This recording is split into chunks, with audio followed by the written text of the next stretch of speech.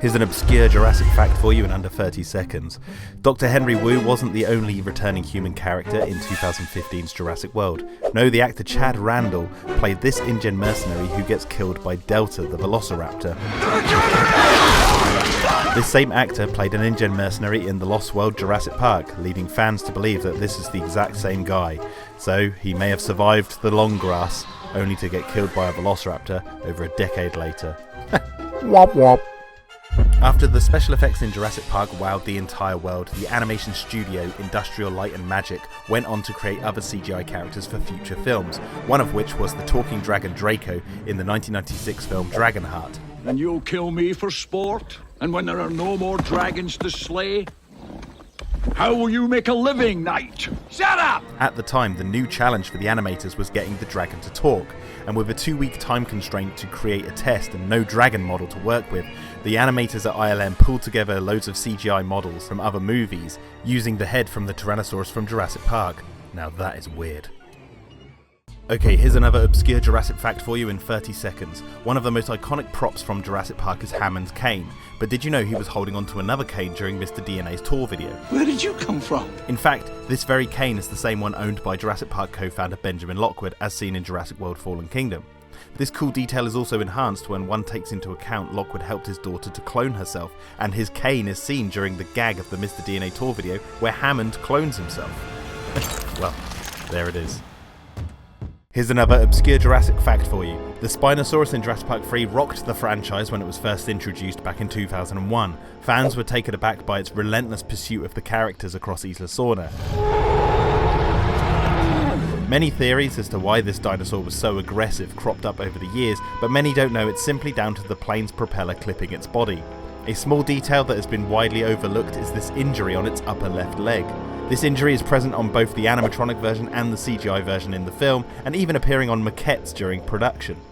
So, like a disturbed wasp's nest, this animal just simply felt threatened by the humans and wanted nothing more than to see them dead. Ouch. Here's an obscure Jurassic fact for you to chew over. When it comes to Jurassic Park, it is well known that the filmmakers took great care in utilising costume design.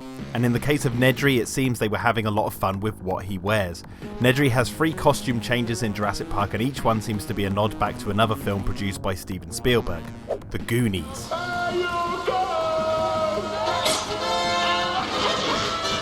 As we can see here, the first time we see Nedry, he's dressed in a flowery Hawaiian shirt, much like the character Chunk when he's first introduced. Then later, Nedry is wearing a grey jacket very similar to what we see Mouth wearing, as Nedry runs his mouth trying to explain why the power might go on and off to cover his tracks. And finally, when Nedry dons the yellow raincoat to escape with his fortune, he looks very similar to Mikey when he's using One-Eyed Willie's doubloon to find his fortune. Guys, I think I have a match! The Goonies never say die, but the Dilophosaurus definitely does. Here's another obscure Jurassic fact for you. In Jurassic World, with the new park open and in full swing, we see guests arriving to Isla Nublar on a large ferry which docks on the south of the island. The name of this ferry is the Navitec 1, but did you know a slightly smaller version of this ship called the Navitec 2 actually appeared in the opening of The Lost World? It's seen anchored off the coast of Site B and is owned by the family whose daughter was unfortunately attacked by compies. The devil's in the details, as they say, so having the Navitec 1 in Jurassic World really goes to show how the filmmakers were clever in their creative choices to help the newer movies fit what came before after a 14-year hiatus for the franchise. Here is your obscure Jurassic fact for the day. Everyone who has seen Jurassic Park remembers the infamous scene where Ellie is attacked in the maintenance shed by a velociraptor. In one of the most horrifying scenes in the movie, Ellie thinks she is being rescued by the character Ray Arnold, only to discover she is holding onto his severed arm. Oh, Mr. Arnold.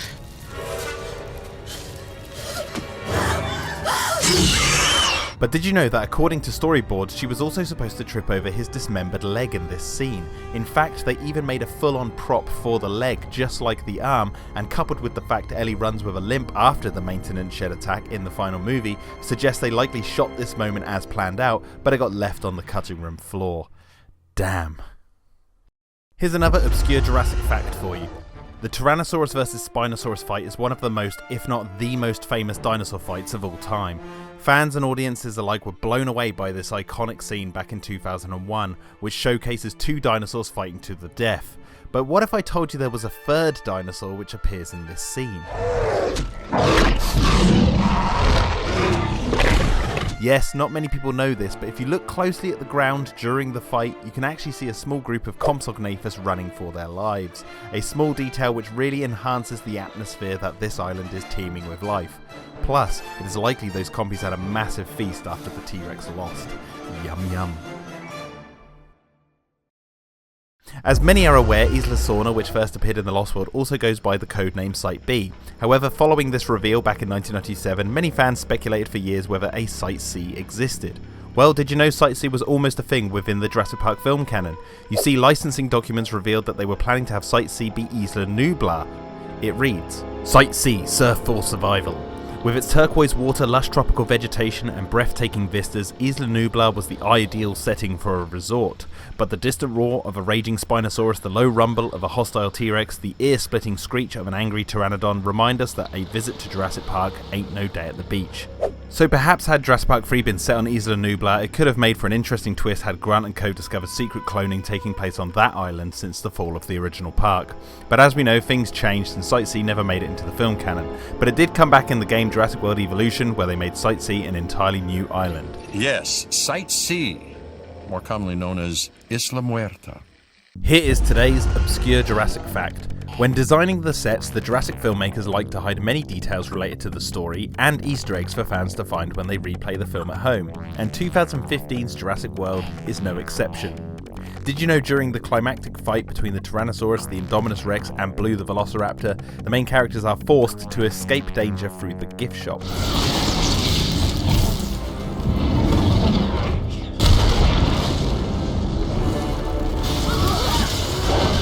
And if you look closely at one of the prop toys used to decorate the set, you'll see it's actually the Kenner Bull T-Rex action figure from the Lost World Jurassic Park toy line. Now it's cool to think they actually made toys based on the dinosaurs they were cloning within the canon of Jurassic Park. Neat. Something has survived. Look for the mark of Jurassic Park figures and vehicles, each sold separately. Here's your Obscure Jurassic Fact for today. In Jurassic World Fallen Kingdom, we're introduced to the character Maisie, a young girl who we later find out is a clone herself. You have no idea what she is. But did you know this monumental reveal is foreshadowed somewhat by her costume design? About halfway through the film, she dons a white shirt with 4 coloured bars across the chest. These colours aren't just a pretty pattern, but are in fact a direct link to her character being a clone, as the 4 colours represent the 4 nucleotides which are present in DNA: cytosine, guanine, adenine and thymine. Although there are variations on which colour is matched to which nucleotides, it's usually red, yellow, blue and green. Also in Jurassic World, Gray highlights these 4 nucleotides when he interacts with Mr. DNA. Cytosine, guanine, adenine, and thymine. Same 4 things in everything that ever lived. Hey, don't wander off, alright? Mom's not paying you for babysitting. Here's another Obscure Jurassic Fact for you. Most fans know of the cameos by filmmakers in the Lost World Jurassic Park, whether it's Steven Spielberg's face in the reflection of the TV at the end of the movie, or writer David Coep being eaten by the male Tyrannosaur in San Diego.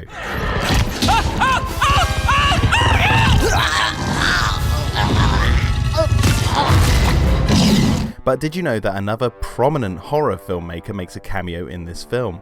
Yes, during the subway scene where Malcolm is mocked by a member of the public, director Eli Roth, famous for directing such films as Cabin Fever, Hostel and more recently 2023's Thanksgiving, can be seen stood reading a paper. He's even credited on IMDb as Subway Man. Here's today's Obscure Jurassic Fact. The Jurassic Park logo is extremely iconic, whether it's the red or the yellow version. Most people instantly recognise it. However, during the rebrand for Jurassic World in 2015, the logo was altered to have a blue coloration, something which at first would appear to be fresh and new. However, you might not realise it, but the blue logo is in fact the original logo that predates the film. Yes, in the Michael Crichton book it is described as follows. "This way everyone, this way," Ed Regis said. By his side, a woman was passing out pith helmets with Jurassic Park labelled on the headband and a little blue dinosaur logo. So whilst Jurassic World's rebrand felt new, it was in fact just going back to the source. Here's a fun obscure Jurassic fact. For children back in the 1990s, the Jurassic Park toy line by Kenner was just as iconic as the films themselves. Kids who were fortunate enough to own these toys had access to some of the most high quality action figures ever released, but some of these toys weren't also polished. For example, the electronic Velociraptor came with a scream which sounded nothing like its movie counterpart.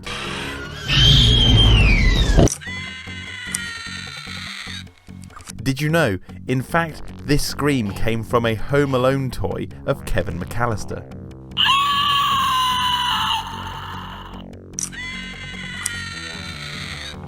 So, who could have predicted one would hear Kevin McAllister's voice coming from a Velociraptor? Now that is chaos theory. Keep the change, you filthy animal. Here's your obscure Jurassic fact for today. Everyone who has seen the Lost World Jurassic Park remembers the iconic trailer sequence involving the two Tyrannosaurs looking for their infant. But do you remember Mike Myers, Janine Garofalo, and Ben Stiller being in the movie? Oh my God.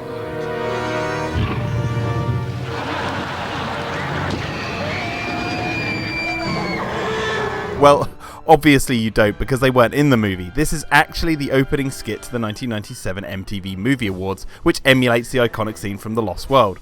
It's a nice parody that not many people remember. It follows the three comedians being attacked in the trailers by a T-Rex sized Jay Leno, who is taken down by Vince Vaughn, reprising his role as Nick Van Owen. So that's where Nick went. Nice try, but you got me in the chin. Well, I thought it was your ass. Here's your obscure Jurassic fact for today. The Spinosaurus is one of the most iconic dinosaur characters in the entire Jurassic franchise, but if you were to ask someone when was this dinosaur first introduced, most people would say in Jurassic Park 3 from 2001. Others might say the blue Spinosaurus from the Kenner toy line, released in 1997. However, did you know the first time the Spinosaurus actually appeared on anything related to Jurassic was alongside the first movie? Yes, way back in 1993, posters were released which highlighted the Spinosaurus. The artwork on this poster actually came from the Dino Cards series, with artwork by Dave Mars. So, little did everyone know how significant that dinosaur would later be to the franchise as a whole. But it's been there since the beginning.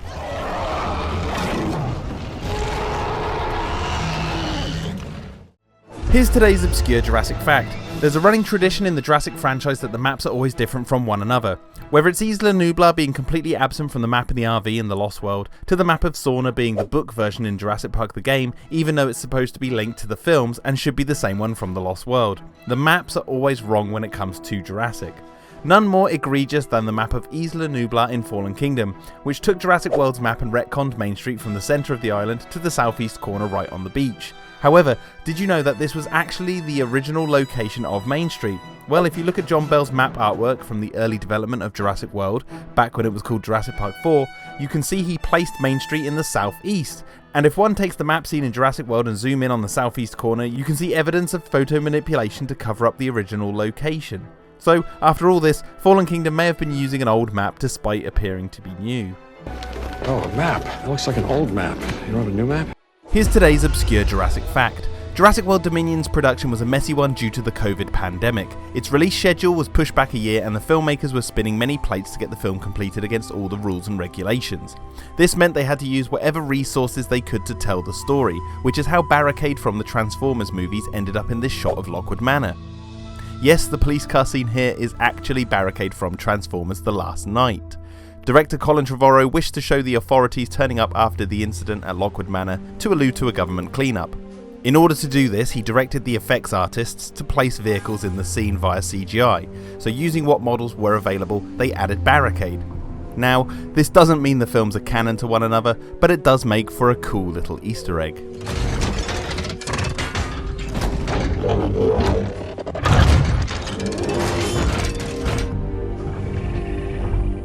Most fans remember the infamous line from Jurassic Park 3 where Billy Brennan reveals that the Spinosaurus was not on InGen's list. But did you know that the pteranodon was also not supposed to be on the list? According to the Junior novelization, which is written based around early scripts, it says the following. "This place," Alan said, "it's a birdcage." Amanda's eyes widened with fear. For what? Something else InGen didn't put on their list, Alan said. Also in this behind the scenes clip, director Joe Johnston mentions pteranodons being a species not disclosed by InGen. The pteranodon is one of the things that Hammond's company was doing without telling anybody about it. And other merchandise material alluded to the pteranodons being a secretly cloned species, as well as behind the scenes interviews with the cast and crew. Now to fans, they know this is a mistake, given the pteranodons were on InGen's list in the previous film and seen in the flesh, which is why any mention of the pteranodons not being on the list was likely cut from the final version of Jurassic Park 3.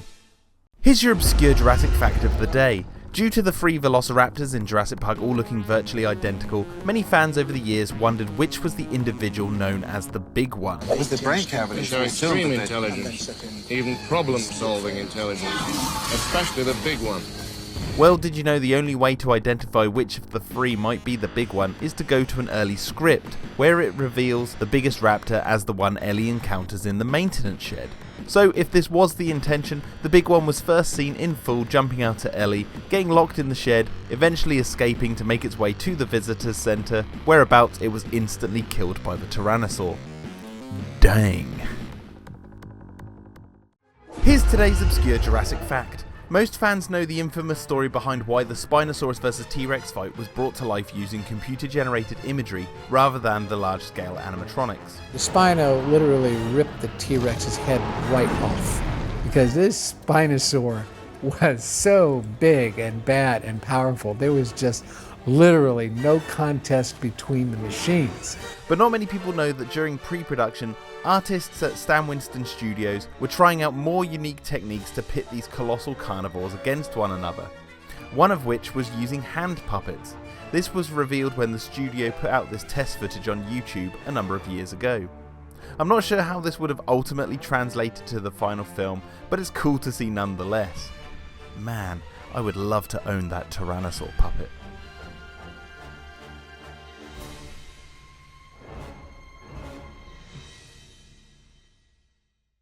Here's your obscure Jurassic fact for today.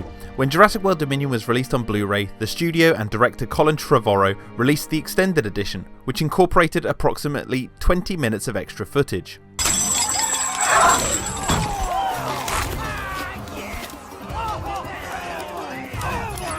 However, did you know that much was still left on the cutting room floor? One of which was a scene involving the infant Velociraptor Beta evading bias and security within the labs. The only evidence of this existing is a short clip from a behind the scenes feature. But what's interesting is the way it seems to mirror the kitchen scene from Jurassic Park, but flips the roles. Instead of young children hiding from adult velociraptors behind counters, it's a young velociraptor hiding from adult humans. When it comes to Jurassic Park 3, there remains a number of unanswered questions. One such question is how the character Ben Hildebrand died. But did you know, in fact, an answer does lie in the book Jurassic Park Adventures Survivor. Published alongside Jurassic Park 3 in 2001, this book is a first-person recount of Eric Kirby's time surviving on the island, and on pages 6 and 7 it reads, "I remember hanging there, Ben telling me everything was going to be alright, then looking at him and knowing that it wasn't true. He'd been injured in the fall, badly injured. He told me it would be alright again. He smiled, then he got quiet. Even though his eyes didn't close, I knew he wasn't with me anymore." So there we have it. Ben died from the fall into the jungle canopy. Now fans are still unaware of what happened to his body to turn him into an Indiana Jones skeleton, but given the raptors' nests were near the fall, one would think the raptors ate his legs and then somehow pinged his body back up into the canopy. During the opening of Jurassic World Dominion, there is a shot showing a prehistoric locust landing on what appears to be the trunk of a large tree, until it starts to move, revealing it's actually the leg of a huge dinosaur. A small moment for sure, but did you know this idea of a dino leg being mistaken for a tree has a fair bit of history within the Jurassic franchise. This gag was first planned for the original film, where Grant would peer over and mistake the legs of a Brachiosaurus for a bunch of trees. This can be seen in the script by David Coep, in these storyboards, and get this, in the book Industrial Light and Magic Into the Digital Realm, which was published in 1996, you can see a still of a deleted scene which would have been this moment. In fact, recently, thanks to prop collector Mark Bushy, this image was found in a reel of 35mm publicity stills of ILM's work. But it doesn't stop there, because even in Michael Crichton's original novel, the first time Grant sees a dinosaur is after he mistakes one for a tree. So next time you watch Jurassic World Dominion, you'll know the full history behind this brief moment. Here's today's Obscure Jurassic Fact. Most people are aware of the callbacks and homages made to the previous movies in the Jurassic series. These films do this kind of thing a lot.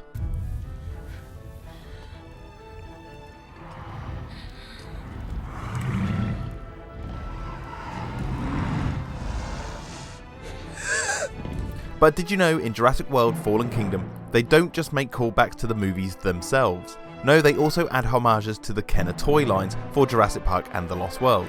Some examples are the two Carnotauruses, which each resemble the action figures from Jurassic Park and The Lost World in their coloration. And also, this shot of Maisie peering into the incubator within the secret Lockwood laboratory is a homage to this trading card, which came alongside the Tim Murphy action figure. If you spot or know of any more Kenner toy line homages in these movies, comment below.